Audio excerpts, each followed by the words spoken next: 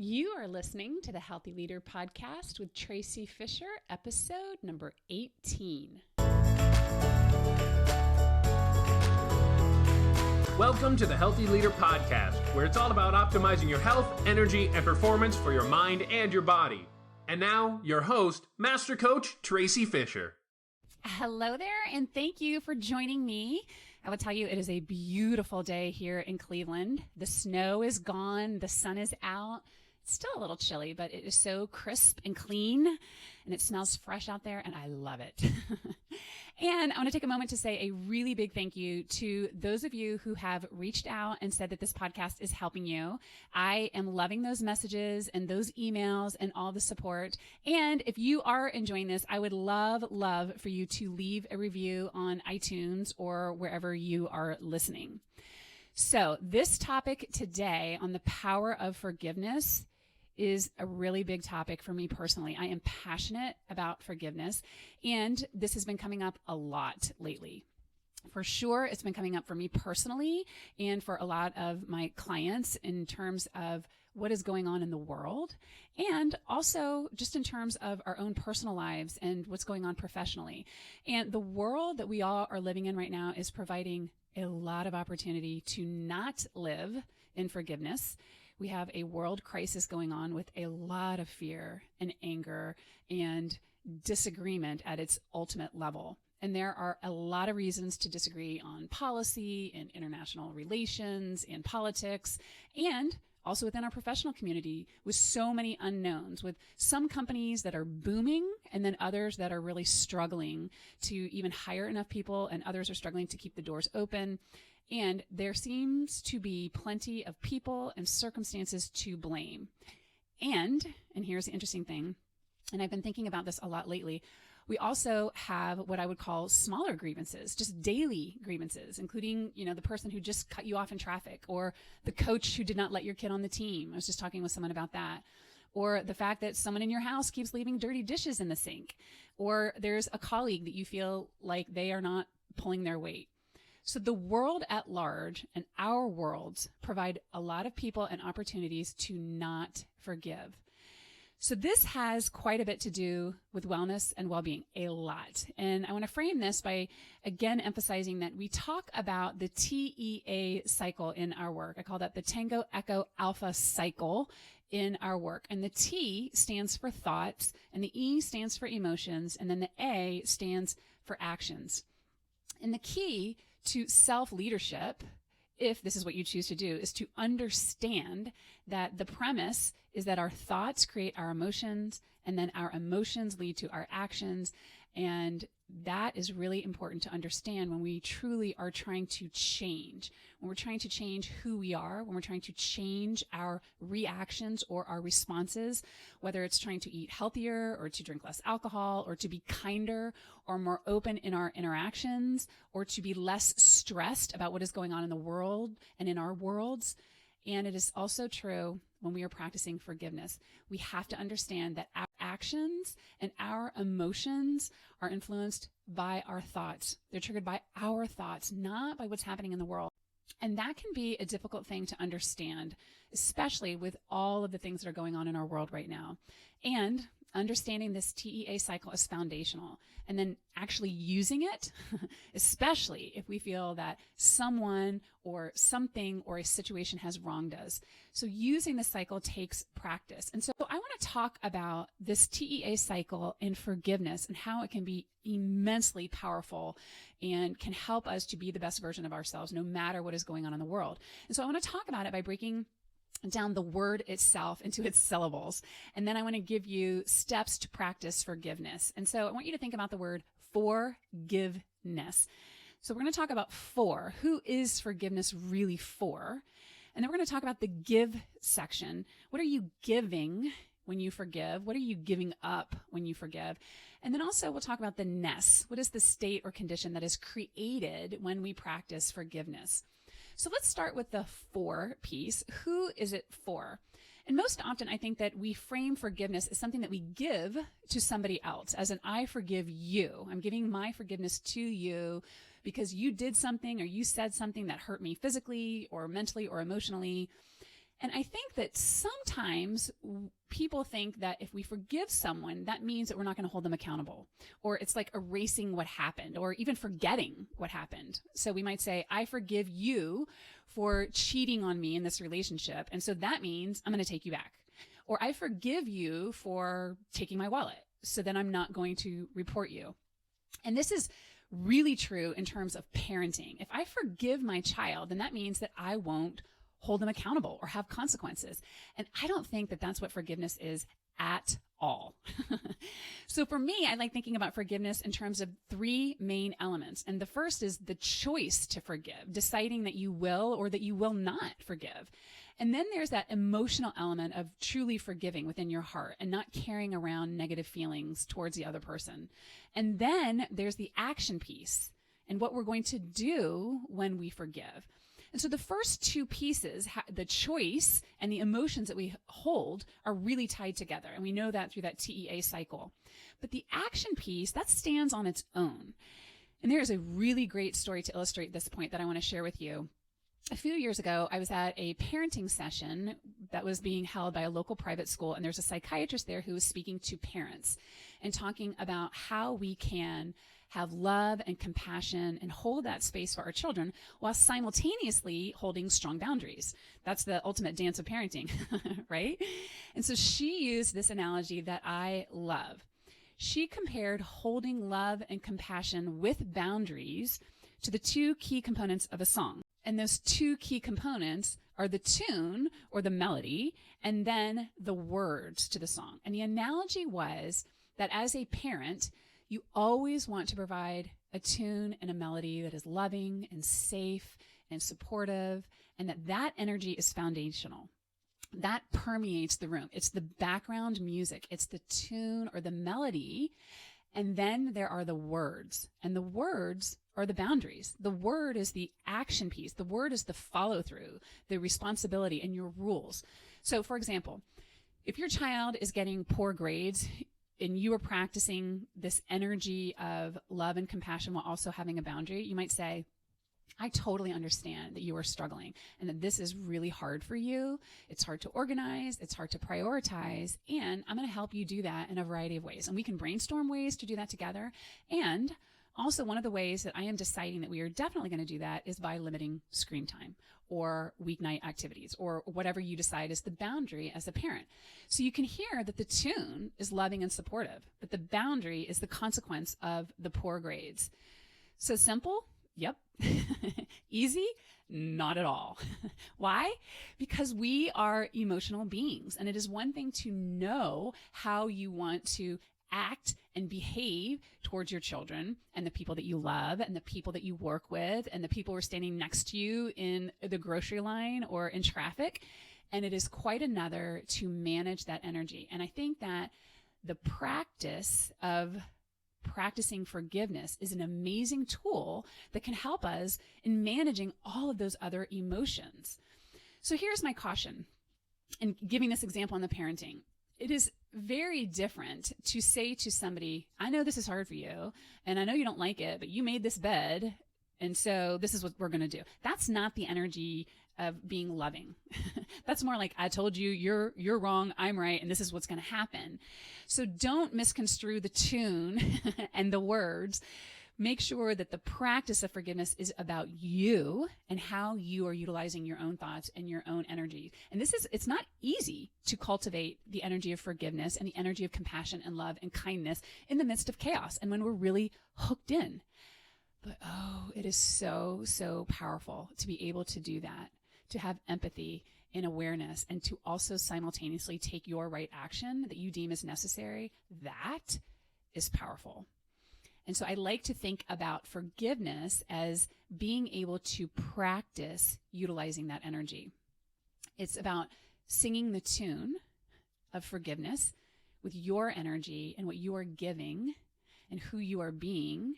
And that is the second piece of this, what you are giving. The first piece is, who is the forgiveness for? Yeah, it's for sure. It's for the other person because they get to be in your space. They get to be the recipient of your tune.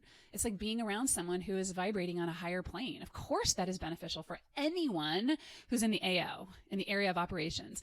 And the giving is the tune itself. And at its core is love, whether we call that compassion or understanding or empathy. At its core, it is love. And we talked about the two essential emotions on an earlier podcast and how they are fear and love. And so when you are giving this energy, this kindness, empathy, or understanding, it is based on love. And the person in front of you for sure will be the recipient. And you are the one who gets to experience those emotions. I think that is so cool. You're the one who gets to feel kindness in your body. You're the one who gets to experience that energy of love, those physical sensations in your body. And when you get to experience that, that is good for you. And by the way, it is so much more fun to experience kindness and compassion and forgiveness instead of anger and frustration and annoyance and resentment and whatever else comes when you're not practicing forgiveness. So I want you to think about those two elements. Forgiveness is really at its core for you. You are giving yourself the gift of peace and love and releasing all that yucky energy it takes to hold on to resentment and anger and guilt. And when you don't forgive yourself, you get to experience guilt. You get to experience more negative energy when you're not forgiving. You get to keep replaying within your mind in the situation. You get to keep feeling that same energy over and over again. And when you do that, when you do not practice forgiveness, you are giving yourself that negative energy. And when you release that energy, that emotion, those physical sensations, you are gifting yourself big time. And I think that is a key point. Think about that. There's the mental choice of deciding that you're going to forgive someone else or yourself. And then there's that emotional piece, the emotional release. It's one thing to say, I forgive you. And it is quite another to actually forgive, especially when you are holding on very tightly to your story, when you feel like they have done you wrong or you have done something really wrong. When I talk with people about this, they'll be like, no, Tracy, listen, you do not understand what they did or what I did. This is seriously egregious. Let me tell you my story. See how this is different. And we love our stories. I love my stories, and our brains like telling those same stories. It feels comfortable. It feels righteous. It feels right. And those stories can be really toxic. Constantly stirring up old stories is like creating stress within our own bodies. We put ourselves in fight or flight. That's chronic stress, and it takes its toll on your immune system, on your heart, on your digestive system, on your entire being, your entire physical organism, and on your mind and your own well-being. So I want to share a story about forgiveness that I think is so amazing and powerful. And this is just one of many. And the story is about Jesse Lewis, who was 6 years old when he was killed at Sandy Hook. And I was reading an article by his mom, Scarlett, who is just an amazing and beautiful soul. And she tells how she learned about her son's death. And she tells a story of that morning when Jesse's father came to pick him up for school, that she turned to give him a hug, and she saw that he had written, "I love you," on the frost on the car window. And so she ran inside to get her phone, and she took a picture of him in front of those words, "I love you," before kissing him goodbye. And those were her last moments with him. And she tells of how at first, after Jesse died, it felt like the shooter was attached to her, like there was an umbilical cord, and all of her energy was being sapped. And she said that forgiveness was like taking a giant pair of scissors and cutting that cord and tying it to regain her personal power. And she says that forgiveness is central to her resilience, is central to her healing. And that really struck me. I was thinking about the idea that resiliency is the capacity to recover quickly from difficulties. And that is an important leadership skill. It's an important self-leadership skill, and it is an ongoing skill. And if you have a situation in your life that keeps popping into your mind and you know that you haven't forgiven, right now is a great opportunity to practice cutting that cord, to practice forgiveness each time that situation comes up in your mind.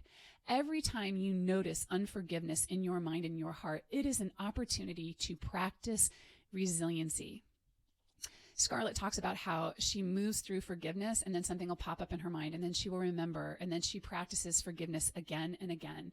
And so that is about that third syllable, ness, creating a state of forgiveness, the state or condition of being resilient, the state or condition of being compassionate, the state or condition that you want to create, that you want to live in.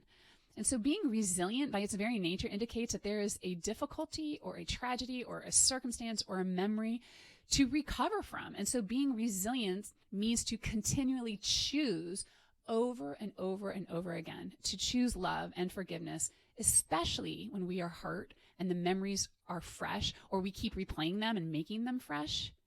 To practice that is a meta skill. It's an amazing, crazy meta skill. That is, I think, I'm just struck right now by how important that is and how difficult it is and how powerful it is. And Scarlett is a living example of the truth that we have the capacity as humans to continually and purposefully, consciously choose to continually give love and kindness and to give up all of the rest so that we can create that state, that ness within us. And yes, within the world around us. It is the state of taking back our personal power so that we can be free from the emotions that do not serve us. So, how do we forgive? We've all got stories of how someone did something or didn't do something and how that affected us. So right now, I want for you to get a story in your mind of something that happened to you where perhaps you haven't forgiven or you need to continually forgive. And it could be something really big that happened in your past that you really want some peace around. And it can also be something that is quote unquote trivial, like the daily stories that we tell about the person who had 12 items and the 8 item are underlined, right? Or how this one person always drones on in a meeting, or how this one particular client is never satisfied.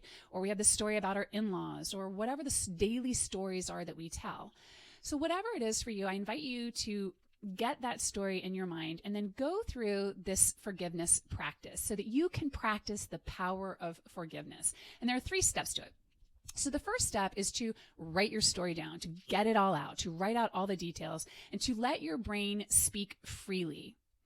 And here's the caution for this, is that you all are highly educated. You know that telling a grievance and repeating the story doesn't serve you, but I want for you to let it out, to tell the story and to let your limbic brain reign, to talk about all of it and to let yourself say what you are thinking, bring out those negative thoughts so that you can see them and get it all out.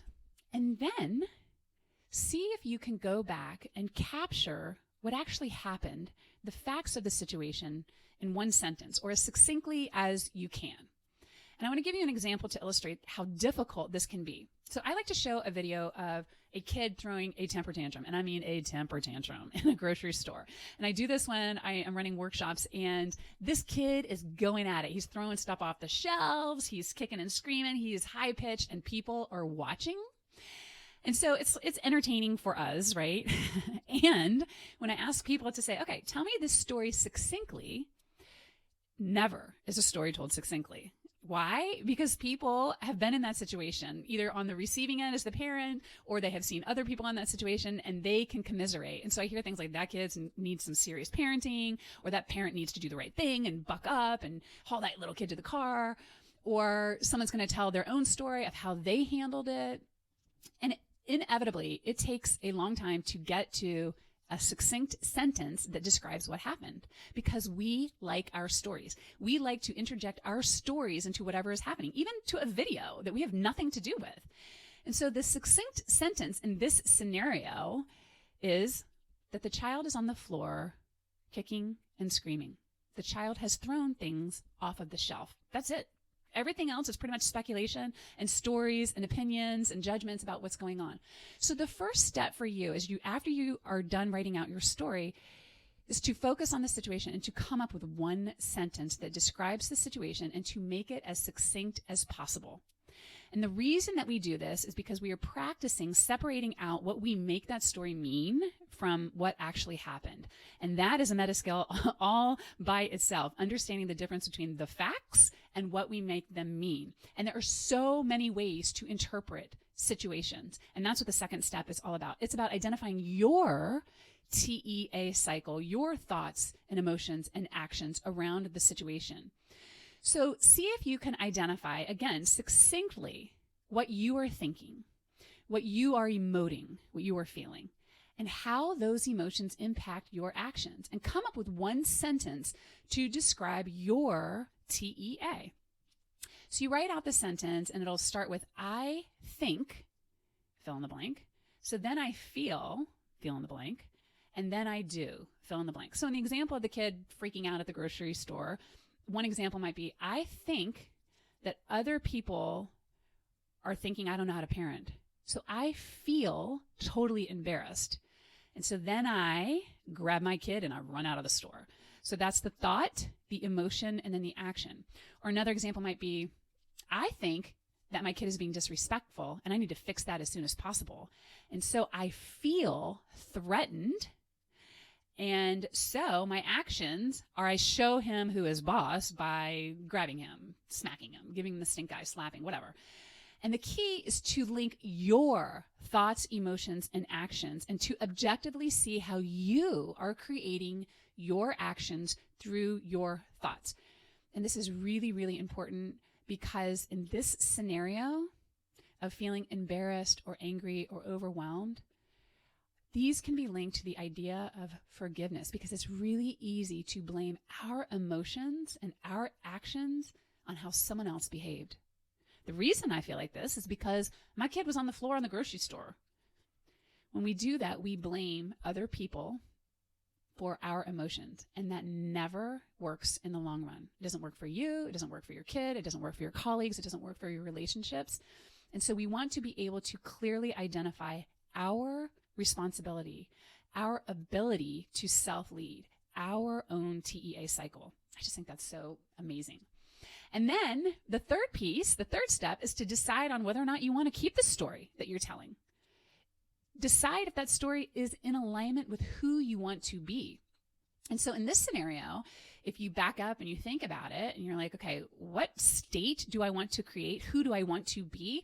I want to be a calm and consistent parent. I want to be a safe place for my child.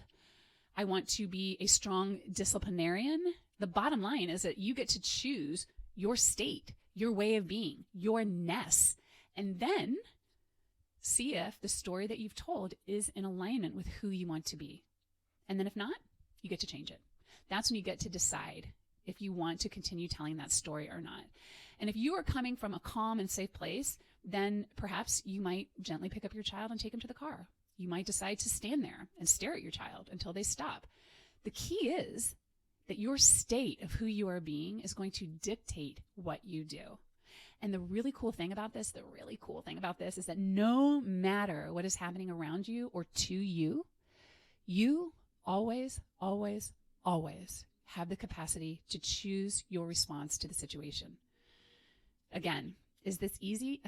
No, not at all. But it is simple. And the ability to forgive, to truly forgive in your mind and in your heart is a skill. It's a skill that we get to keep practicing over and over and over again as the world produces opportunities for us to do that. There is a lot going on in this world right now. There's a lot going on the world stage. And then there's also things like murder and rape, abduction and death. And there are people being mean and rude and hateful to one another. And I believe that when we engage and play with those energies and wish ill will upon those people or a group of people, that we are contributing to that negative energy. And I think that's ironic because we become a part of that cycle. And I believe that it is our job as leaders to rise above that, to purposefully create as much love and goodwill as we possibly can, even in the midst, especially in the midst of evil actions by others. That doesn't mean that we're not going to hold them accountable. It doesn't mean that we're not going to have boundaries. It doesn't mean that we aren't going to take the right action that we deem necessary. It means in the midst of that we are going to create as much as we possibly can the energy of love. And that takes courage. That takes people like Scarlett Lewis to lead the way. It takes people like you to lead the way and to show that even in the midst of our current world, especially in the midst of it, that we know how to lead with our hearts and we know how to support one another in doing so.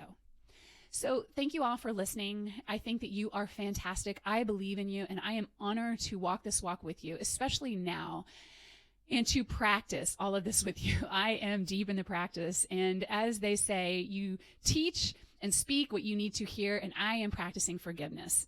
So thank you for tuning in, and God bless you, and let's go forth and create forgiveness and love in this world, because right now we need it, and we can do it. Let's create it together.